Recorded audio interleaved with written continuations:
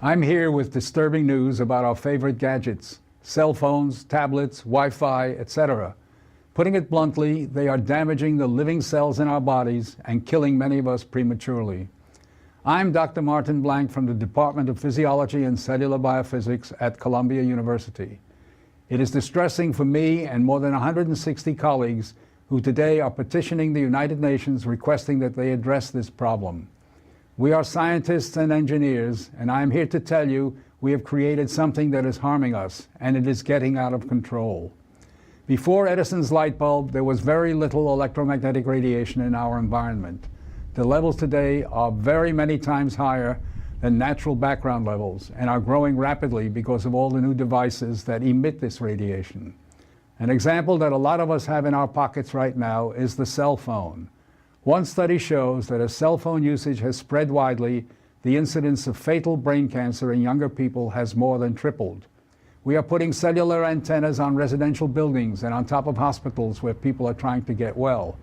Wireless utility meters and cell towers are blanketing our neighborhoods with radiation. It's particularly frightening that radiation from our telecommunication and power line technology is damaging the DNA in our cells. It is clear to many biologists that this can account for the rising cancer rates. Future generations, our children, are at risk. These biologists and scientists are not being heard on the committees that set safety standards. The biological facts are being ignored, and as a result, the safety limits are much too high. They are not protective. More protection will probably result from full disclosure of possible conflicts of interest between regulators and industry. Rising exposure to electromagnetic radiation is a global problem.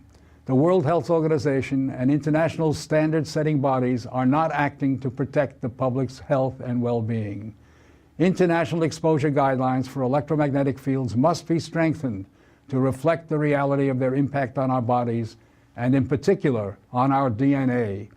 Although we are still in the midst of a great technological transformation, the time to deal with the harmful biological and health effects is long overdue.